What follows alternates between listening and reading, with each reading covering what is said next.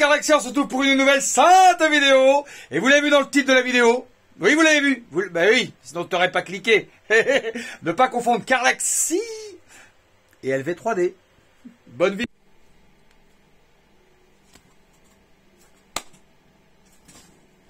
Alors effectivement, oui, non, total.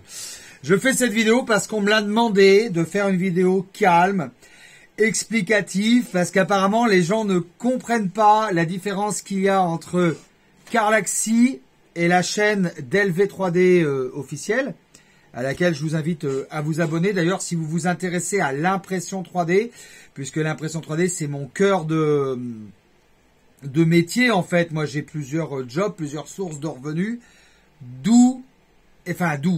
et parmi ces sources de revenus, une passion, LV3D, le site internet LV3D officiel, on en a tellement parlé. Mais on m'a demandé de faire vraiment une vidéo pour expliquer la différence entre Carlaxi, le personnage, et LV3D officiel, où j'ai fait passer des messages et des petits trucs de formation, des petits tutoriels, et je montre tout ce qu'on peut faire avec une imprimante 3D, comme par exemple cette magnifique petite tasse. Voilà. Mais il y a plein de choses, mais c'est pas le sujet. Voilà. Donc en fait, sur Carlaxi, et on est sur la chaîne Carlaxi, j'ai créé un personnage qui est macho, ouais, je dois le dire, hein. La femme doit être au service de l'homme, ouais. Ça s'appelle un personnage. Un personnage qui est donc macho, qui est macho avec un grand cœur, macho au cœur tendre quand même, hein. Un personnage qui est sensible aussi, donc je force le trait de la sensibilité, j'essaye de vous faire passer des émotions. Un personnage qui est aussi un personnage écorché vif, un personnage qui se vexe facilement, et je mettais en évidence là le trouble du déficit attentionnel, et souvent les gens qui ont le TDAH peuvent se vexer facilement, peuvent être accrus, peuvent décabler assez facilement.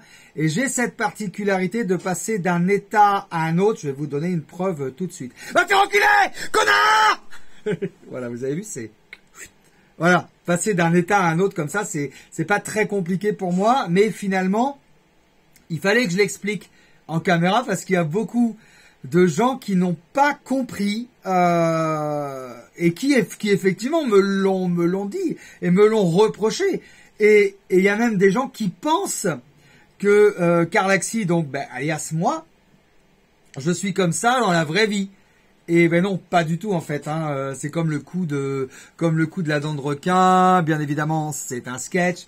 Bien évidemment, c'est fait pour faire rigoler. Bien évidemment, on est dans l'ubuesque, on est dans la drôlerie. Et tout ça n'est pas la vraie personne que je suis.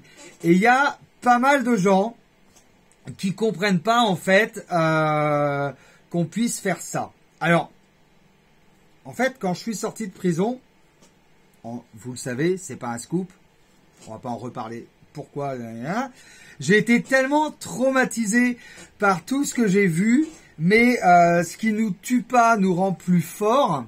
Et je vous promets que c'est vrai, hein, et on apprend des choses, notamment sur l'humanité.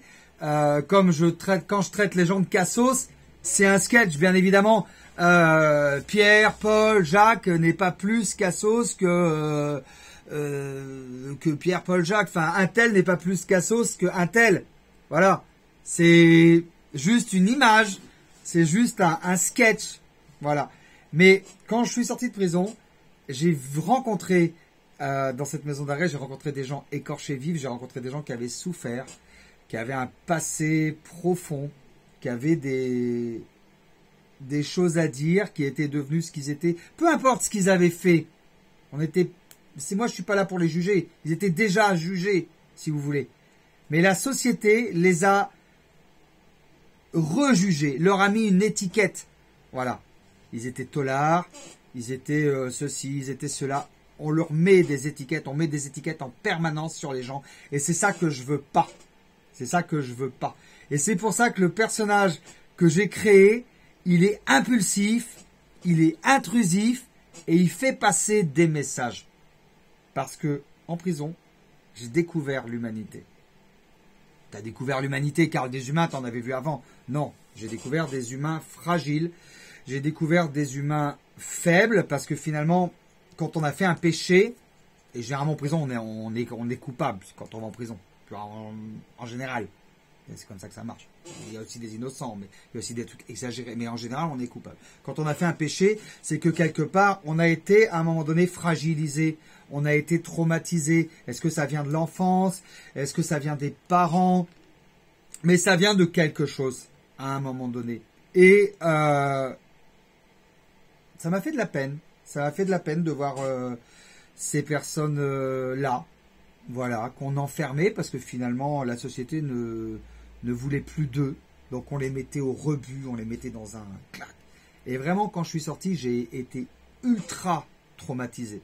Et quand on regarde mes vidéos d'il y a 1 an, le personnage que j'ai créé en forçant le trait, etc., ça vient aussi de là. Parce qu'à un moment donné, je me suis dit, finalement, on peut se permettre plein de choses sur YouTube. Alors, est-ce que des fois, je suis un peu borderline? Est-ce que des fois, je suis un peu juste dans la limite? C'est possible. Mais finalement, on peut se permettre. Alors qu'avant d'aller en maison d'arrêt, j'étais ultra BCBG, il n'y avait pas un mot plus haut que l'autre, j'étais vraiment... D'ailleurs, je ne sais pas si vous vous rappelez, sur la première chaîne d'LV3D, je disais jamais de gros mots. C'était vraiment toujours Yo la team LV3D, j'espère que vous allez bien. Et c'est là, à cette époque-là, qu'on a créé Lutin de Herd. Au lieu de dire putain de merde, on va pas se mentir. Lutin de Herd, c'était vraiment plus marrant, quoi. Voilà.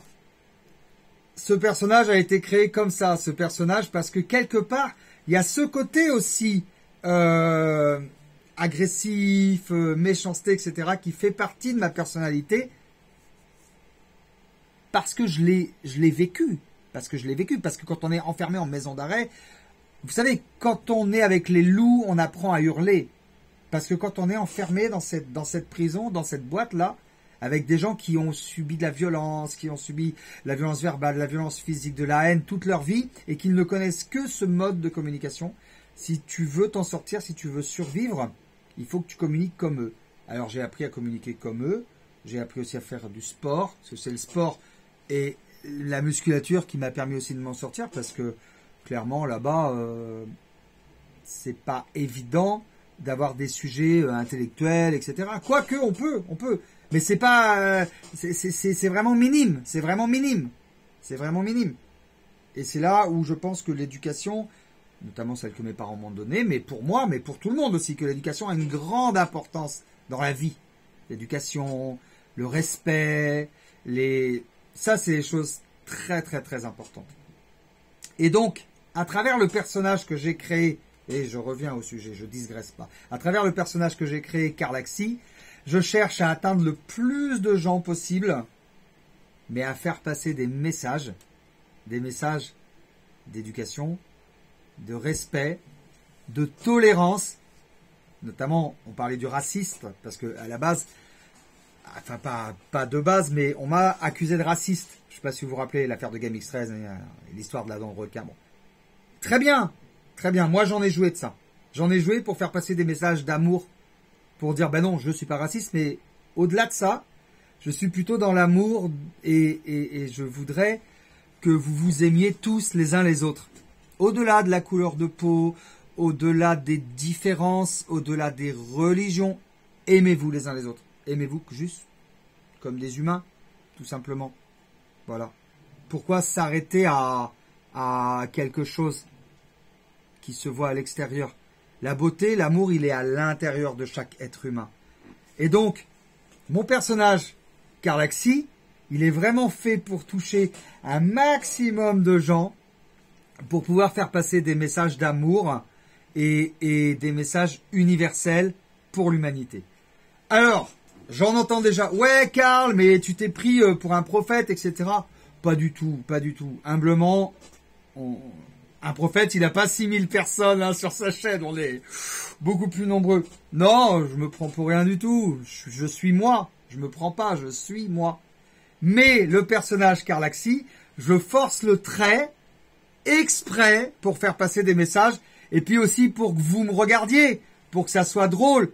Parce qu'effectivement, je vais le refaire une dernière fois parce qu'on arrive à la fin de la vidéo. Les rageux, allez vous faire enculer! C'est compris ça? J'en ai marre de vous! Ok? Il y en a marre maintenant! C'est bon. Voilà, je pense que ça donnera un petit peu de matière encore à un certain Michel 3D qui s'amuse à faire des vidéos sur moi. Je lui en veux pas, il essaye de me salir. Il y a un petit panier de crabes qui le suivent, mais je sais ce que je suis, tu vois, je sais comment je suis. Donc, je veux dire, à un moment donné, essaye pas, voilà quoi.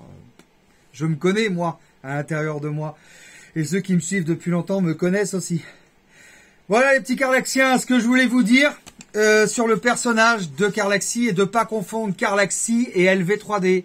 LV3D, c'est une entreprise. D'ailleurs, je vous invite à vous abonner vraiment à la chaîne LV3D officielle. Lien dans la description si vous vous intéressez à l'impression 3D. Voilà les petits Carlaxiens, je vous dis à bientôt, je vous embrasse très fort. Ciao, ciao. Laisse-moi vivre ma vie. Abonne-toi.